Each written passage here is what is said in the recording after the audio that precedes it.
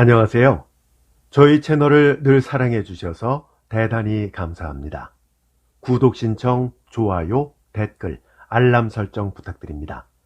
그리고 주변에 문학을 좋아하시는 분들 계시면 저희 채널을 좀 추천해 주시기를 부탁드립니다. 아울러 좀 외람되지만 동영상에 붙어있는 광고를 스킵하지 마시고 끝까지 봐주시기만 해도 저희가 채널 운영하는 데 큰 도움이 되겠습니다. 이태준 작가의 단편소설 영월영감 낭독해 드릴게요. 이 작가에 대한 소개는 미리 올려놓은 꽃나무는 심어놓고의 소개가 되어 있으니까 참고하시면 되겠습니다. 단편소설 영월영감은 1939년 문장에 발표된 작품인데요. 줄거리는 이렇습니다.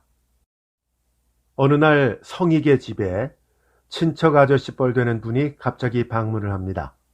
평소 내왕이 없어서 생사조차 모르고 지냈던 분인데 그분이 바로 영월 아저씨입니다. 예전에 영월 군수를 지냈었기 때문에 영월 영감으로 불리고 있죠. 그런데 그는 김인년 옥사를 치르고 나서 심경의 변화가 생겨서 가산을 모두 정리하고 경향각지를 떠돌아다닌다고 했습니다. 영월 영감은 무슨 일을 하려면 힘이 있어야 한다고 생각하면서 조카에게 돈을 빌려서 무엇인가를 하려고 하는 것이죠. 그래서 조카 성익은 돈을 빌려드리게 됩니다. 그로부터 얼마 뒤 성익은 세브란스 병원에서 연락을 받게 됩니다. 성익은 그만 깜짝 놀라고 말았죠. 과연 어떤 일이 있었던 것일까요? 그리고 영월 영감은 도대체 무엇을 하려고 조카에게 돈을 빌린 것일까요? 그 뒤에 흥미로운 이야기는 낭독을 들으시면서 함께 하시기 바랍니다.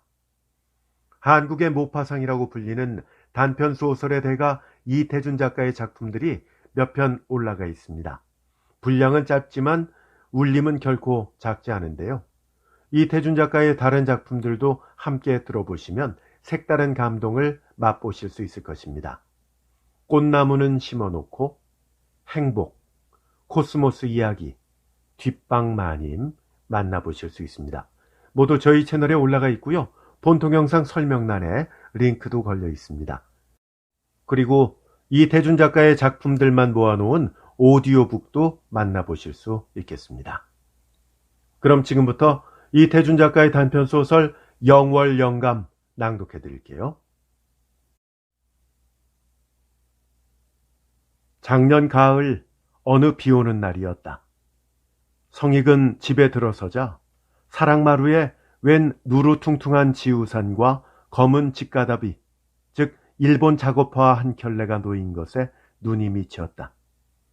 한 손에 찬거리를 사들은 길이라 안에 들어가서 아내에게 들은즉 자기는 처음 보는 어른인데 아이들더러 나도 너희 할아범이야 하는 것을 보아 아마 당신 아저씨 뻘 되는 양반인 게라고 하였다.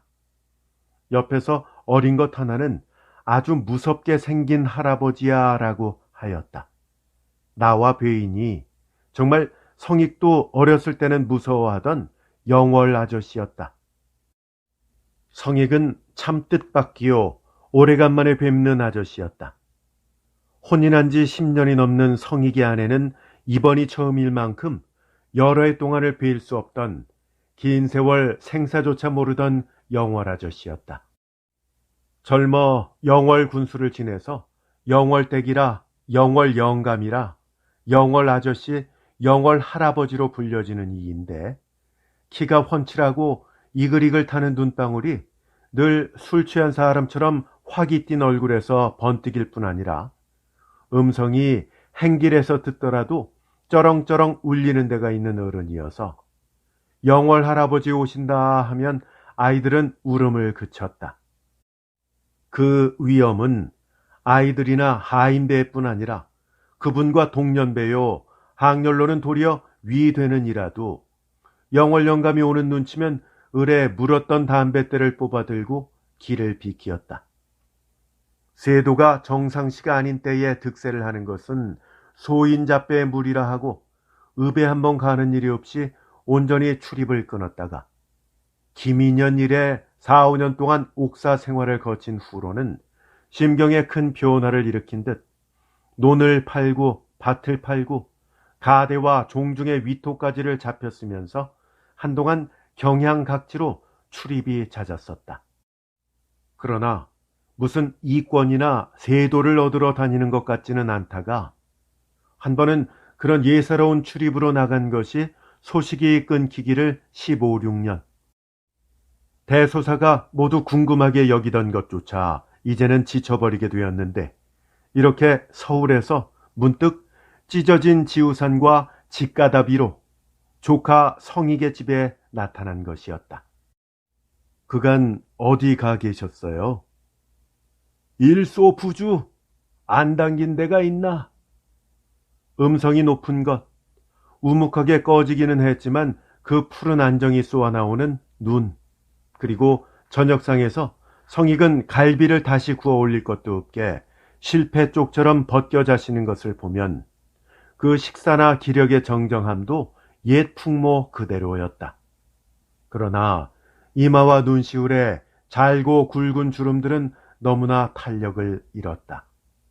더구나 머리와 수염이 반이 넘어 흰 것을 뵙고는 성익은 이분도 시대의 운명을 어쩌기는커녕 자기 자신이 그 운명 속에 휩쓸리고 마는 것이 아닌가 하는 서글픔이 가슴에 뿌지지하게 느껴졌다. 아저씨도 이젠 반백이 되셨군요. 반백은 넘었지. 하고 그 수염을 한번 쓸어보면서 빈발 여하백이고 다인 적항로라더니 내 백발은 적항로도 아니고 하고 크게 웃었다. 빈발 여하백 다인 적항로. 귀민머리가 어찌 샜는고 공부를 많이 쌓은 노고 때문이지, 이런 뜻이다. 그리고 조카가 이것저것 물었지만 별로 대답 없이 손자되는 어린 것의 머리만 쓰다듬다가 세월밖에 해일 게 없구나. 대답할 게 없으니 아무것도 묻지 마라. 내가 다녀갔단 말 시골집애들 알릴 것도 없고 너한테 온 건 돈을 좀 얼마 변통에 쓸까 하고 왔는데 하였다. 성익은 그래도 그동안 대소가 소식들부터 알려드리고 나서 돈은 얼마나 쓰실 일인가요? 물었다. 한 1,000원 가까이 됐으면 좋겠다. 성익은 얼른 마루 아래 놓인 아저씨의 직가답이 생각이 났다. 이분이 금광을 하시는 것이나 아닌가 하였지만 아무것도 묻지 말라는 말을 먼저 받았다. 아무튼 비록 행색은 초췌할 망정 생사조차 알리지 않다가 10여 년 만에 찾는 조카에게 자기 개인의 밥값 같은 것이나 궁해서 돈 말을 할 영월 아저씨로는 믿어지지 않았다. 성익은 할 수 없이 무리를 해서 모아온 골동품에 손을 대었다. 고려자기 찻종 하나와 단계석 벼루 하나를 이튿날 식전에 들고 나가서 1,000원은 못다 되고 700원을 만들어다 드렸다. 돈이 700원이란 말만 들었을 뿐 영월 영감은 헤어보지도 않고 빛낡은 양복조끼 안주머니에다가 넣더니 저녁 때가 가까웠는데도 떠나야 한다고 나섰다. 비는 그저 지적지적 내리었다. 애장품을 없애줘서 미안타. 그러나 그런 건 누가 보관든 보관돼 갈 거고 하면서 마당에 내려서 화단에서 비에 젖는 고석을 잠깐 눈저 보더니 어디서 구했니? 하였다. 해석입니다. 충남 어느 섬에서 온 거라는데 파는 걸 사왔어요. 너는 너의 아버지를 너무 닮는구나. 전에 너희 아버지께서 고석을 좋아하셔서 늘 안협으로 사람을 보내 구해오셨지. 그런데 난 이런 처사 취미는 대반대다. 왜 그러십니까? 더구나 젊은이들이 우리 동양 사람은 그 중에도 우리 조선 사람이지 자연 애들 너무 돌아와서 걱정이야. 글쎄요. 자연으로 돌아와야 할 건 서양 사람들이지. 우린 반대야. 문명으로, 도회지로, 역사가 만들어지는 대로 자꾸 나가야 돼. 이렇게 영월 영감은 목소리가 더 우렁차지며 얼굴이 더 붉어지며 가을비에 이끼 끼는 성익의 집마당을 부산하게 나섰다. 돈을 언제 갚는단 말도 어디 와 있다는 말도 성익도 기다리지도 않았지만 전혀 소식이 없다가 꼭 돌이 돼서 요 전달 하순이었다. 하루는 세브란스 병원에서 성익에게 메신저 보이가 왔다. 박대하라는 환자를 대신에 쓴다 하고 곧 좀 외과 진찰실로 와달라는 것이었다. 박대하란 영월 영감이다. 성익은 곧 달려갔다. 간호부가 가리키긴 하나 누군지 알아볼 수 없게 얼굴 온통이 붕대뭉치가 돼서 진찰대에 누워 있었다. 멀겋게 부푸른 입술이 번질번질한 약을 바르고 콧구멍과 함께 숨을 쉴 정도로 내어놓아졌을 뿐 눈까지 약칠한 가재에 덮여 있는 것이다. 송장이 아닌가 싶었다. 이분이 네, 박대하 씨예요. 광산에서 다치셨대요. 입원을 하실 텐데 시내에 보증인이 있어야 되니까요. 하고 간호부는 환자의 귀 가까이로 가더니 불러달라고 하셨던 분 오셨어요? 하였다. 환자의 육중한 입술이 부르르 떨리었다. 성익은 덥석 환자의 손을 끌어 쥐었다. 뜨거웠다. 성익이냐? 분명히 영월 아저씨였다. 네, 이게 웬일입니까? 답답해라. 대단치 않고 자꾸 보증인인가를 세우라길래 너한테 알렸다. 아니, 다치신 데는 얼굴뿐인가요? 그럼. 어디서 다치셨는데요? 누구 같이 온 사람도 없나요? 간호부가 복도로 나와서 같이 온 사람을 가리켜 주었다. 우중충한 복도에 섰는 흙물이 시뻘건 바지 저고리 바람의 장정이었다. 당신이요? 네. 난포를 놓는데 세 방을 한꺼번에 놓는데 심지 하나가 중간에서 불이 꺼지는 것을 보고 그것마저 들어가 데려 놓는데 먼저 타들어간 것이 의외로 빨리 터졌다는 것이다. 광산은 어디요? 거기가 양평 따입지요. 그런데 과히 오래가든 않는답니까? 글쎄, 아직 모르겠소. 하고 성익은 그제야 의사에게로 왔다. 머리를 돌에 맞아 뇌진탕을 일으켰으나 반시간도 못 돼서 정신을 차렸다는 정도니까 꿰맨 자리만 아물면 뇌엔 별일이 없을 것이요.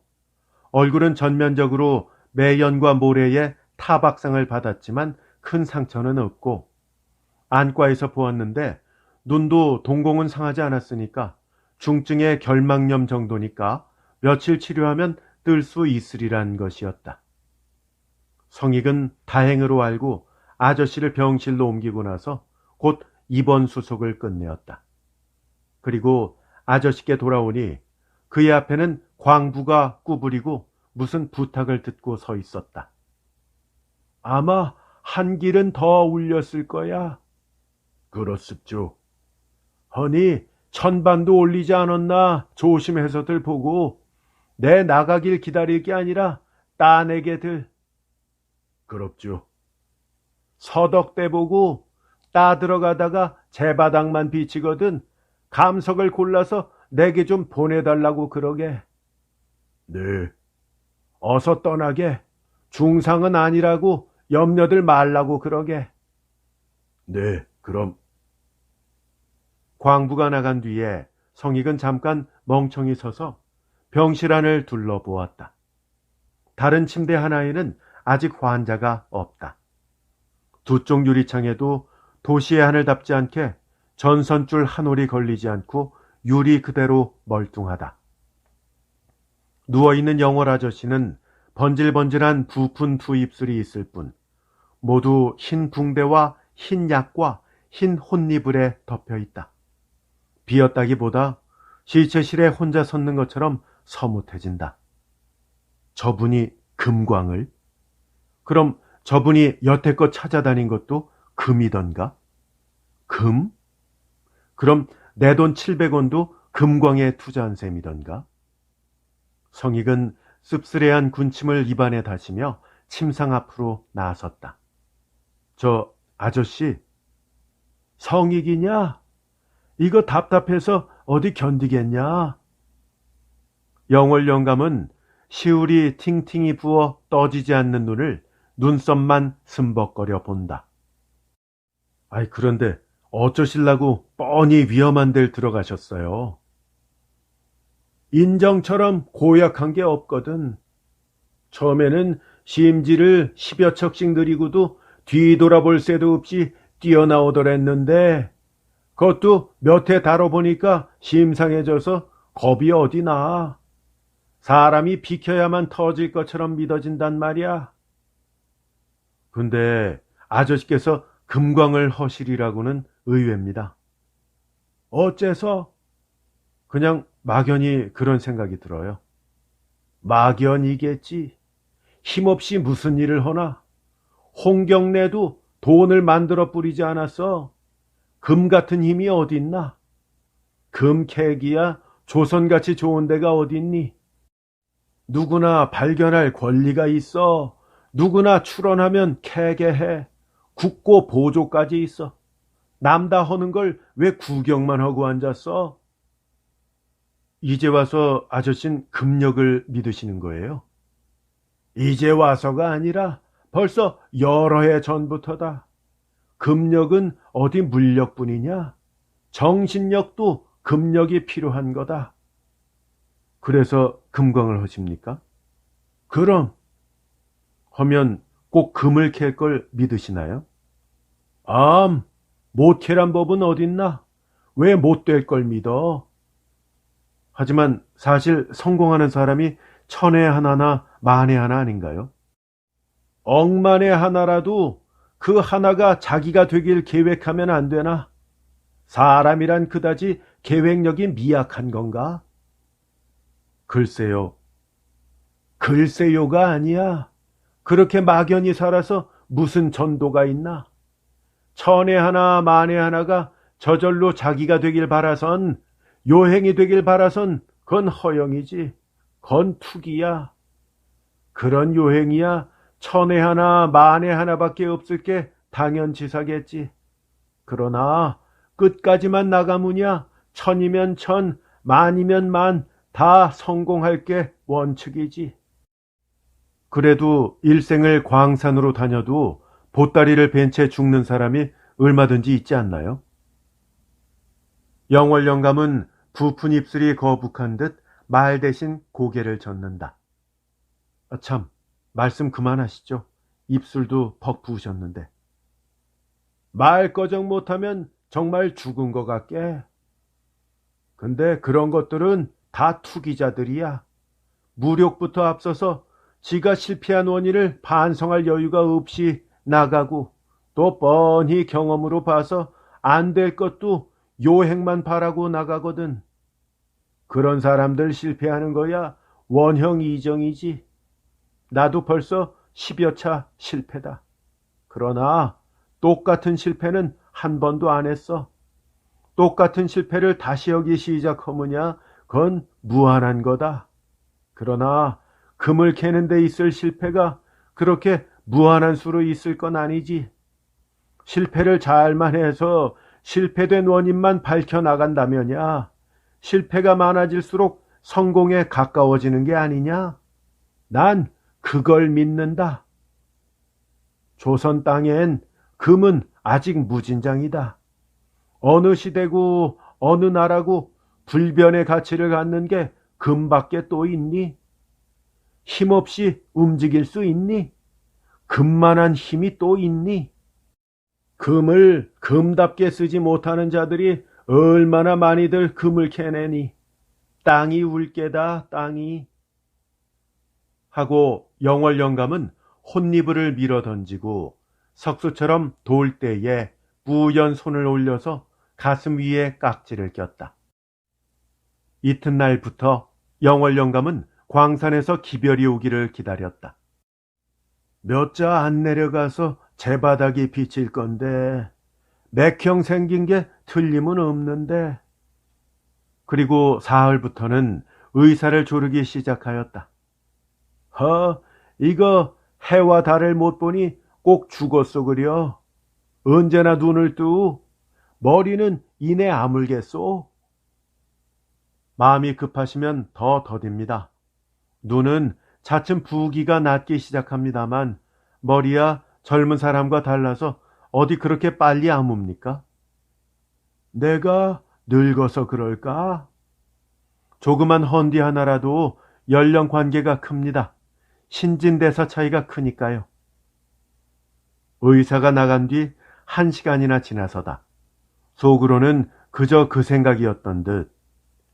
내가 지금 40만 같아도 40만 하고 한숨을 쉬는 것이었다.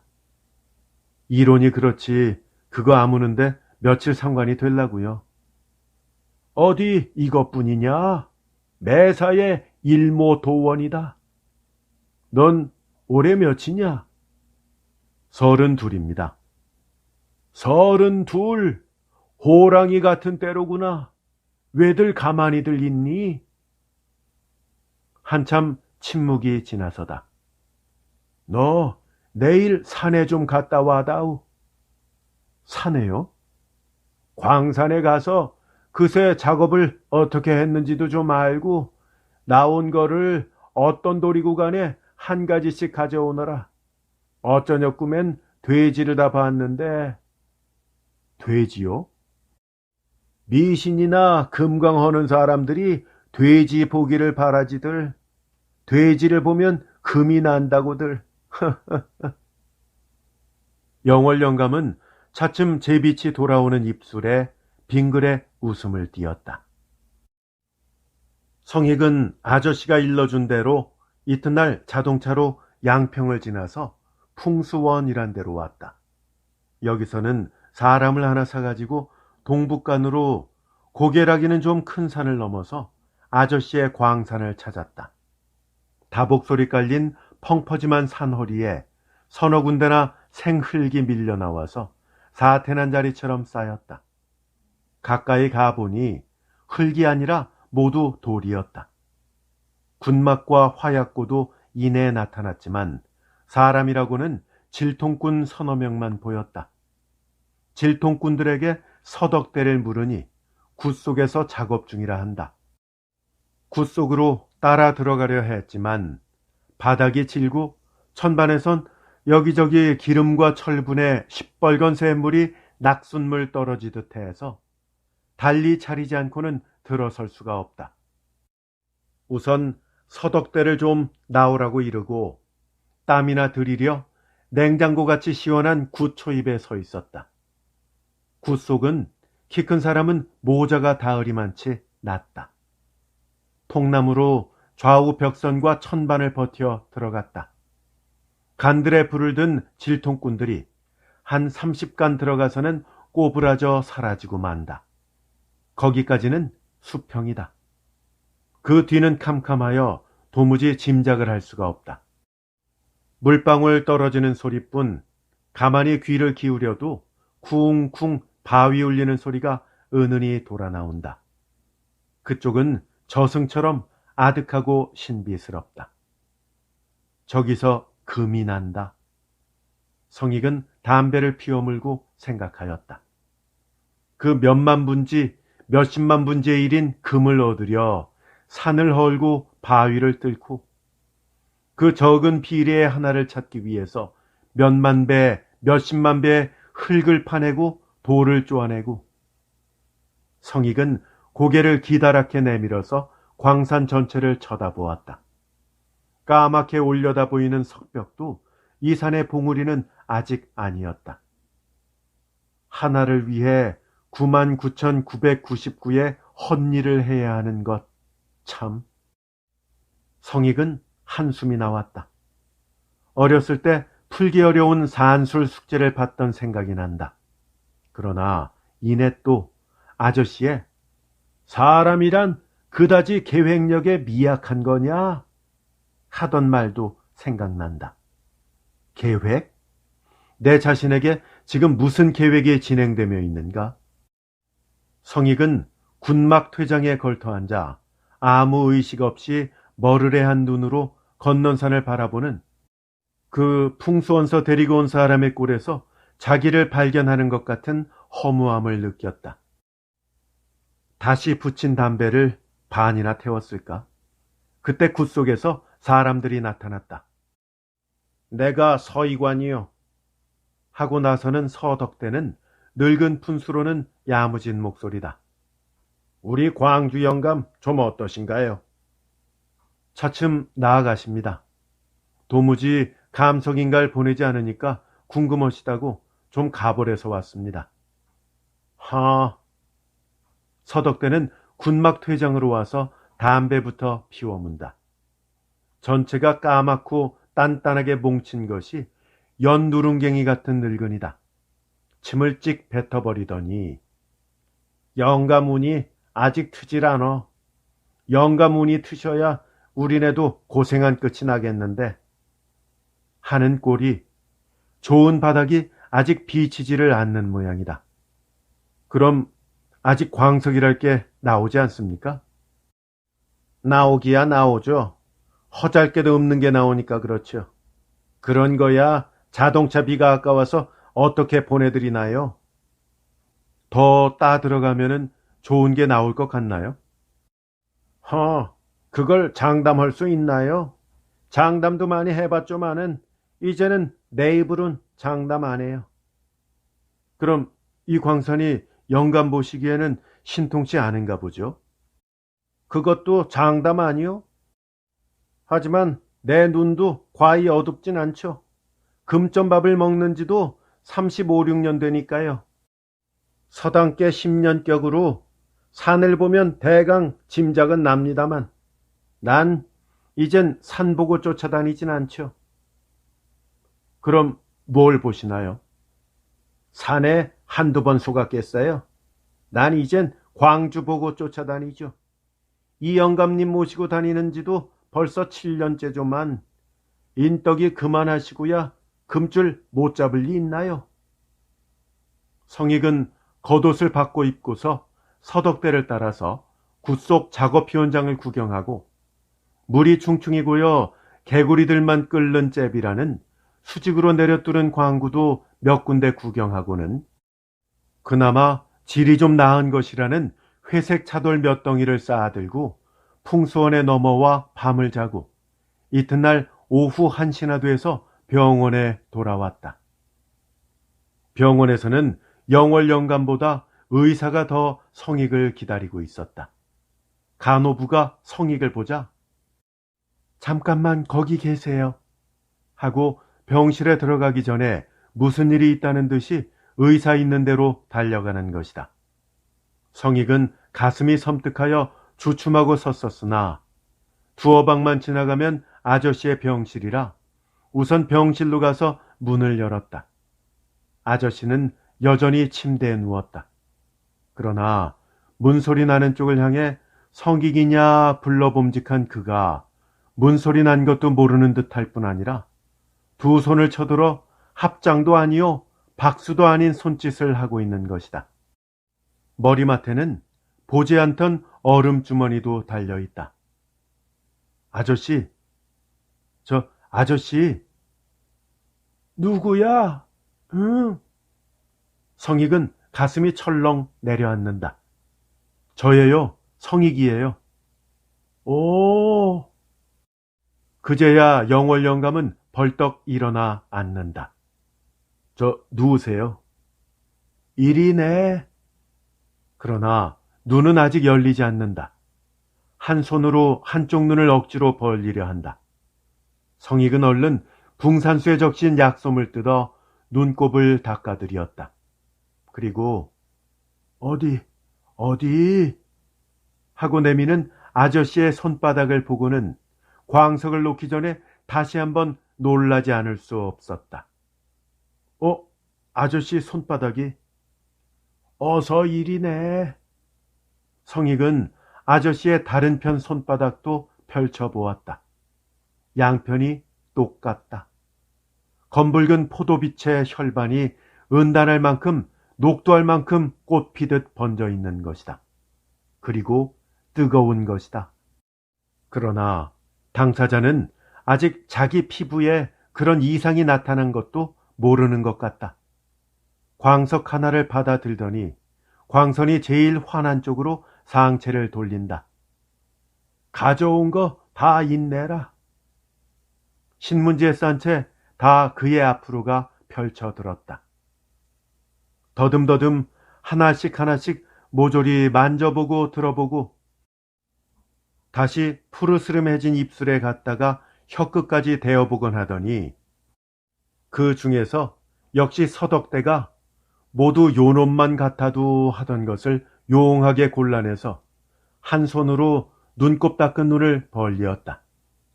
그 눈에 유리창이 너무 밝았다. 광선이 아니라 독한 연기를 쏘인 듯 눈물이 펑 쏟아져 다시는 벌리지도 못하고 만다. 누우세요. 제가 말씀드릴게요. 서덕대가 뭐래? 퍽 좋은 바닥이 나왔답니다. 어떤? 차돌인데 맥이 넓고 여간 질이 좋지 않다고 안심하시랍니다. 노다지가 나오다니? 네? 성익은 아저씨의 정신 상태가 아무래도 의심스러웠다. 아저씨는 두 손에 한 움큼씩 광석을 움켜쥔 채 얼음 주머니를 뒤통수로 때리며 벌떡 뒤로 드러누워 버린다. 간호부가 그제야 나타난다. 이쪽에서 뭘 할 새도 없이 선생님이 좀 오시래요 하고 앞선다. 의사는 다른 환자의 처방을 끝내서 간호부에게 주더니 이렇게 말한다. 지금 들어가 보셨죠? 네. 내 손바닥에... 네. 의사는 영월영감의 진찰부를 꺼내놓더니 보지는 않고 손바닥과 발바닥에 모두 피하 출혈이 현저하게 드러났어요. 어떤 딴 증세가 난 건가요? 폐혈증입니다. 더 의심할 수 없는. 폐혈증이라뇨? 피가 썩는 거예요. 어떤 상처로 미균이 들어가 가지고는 아마 그 머리 다치신 상처겠죠. 광산 같은 데서 애초에 소독이 완전히 됐을 리 있습니까? 그걸 어째서 진작 모르셨나요? 그건 모릅니다. 발증이 되기까지는 모르는 겁니다. 또 미리 안 됐자 지금 의학으로는 테라폴 따위 살균제나 놓는데 그런 걸론 절망입니다. 절망이에요? 벌써 피 거의 모두 다가 상했습니다. 가족에게 빨리 알리시고 유언이라도 들어두시죠. 성익은 복도로 나와서 한 10분 동안 제정신을 차리기에 애를 썼다. 정신을 차려가지고는 우선 우편국으로 가서 이분의 두 아들에게 다 전보를 쳐주었다. 그리고 성익은 또 한 가지 생각이 났다. 얼른 자동차로 종로로 와서 광석 표본을 진열창에 많이 늘어놓은 무슨 광산 사무소인가를 찾았다. 안 판다는 것을 성냥갑만한 유리갑에 넣은 노다지 한 덩어리를 억지로 샀다. 영월 영감은 의사의 예언대로 최후의 맑은 정신이 돌아왔다. 방안은 으스름한 황혼이다. 성익은 간호부에게 불을 켜라고 했다. 그리고 약솜으로 아저씨의 두 눈을 닫고 최대 한도로 띄어들이었다. 지냄이 상한 고기 눈처럼 머르르한 눈동자는 이내 눈물에 잠기고 만다. 아저씨, 이걸 좀 자세히 보세요. 이거? 노다지로구나. 많이 나왔어요. 오. 영월 영감은 말이 놀라는 것처럼 우쩍 상반신을 일으켰다. 두 주먹을 뛰려는 말발굽처럼 움켜들었다. 주먹은 손가락 가락가락 부르르 떨리면서 펼쳐진다. 그러나 눈은 자기 힘으로 떠지지 않는다.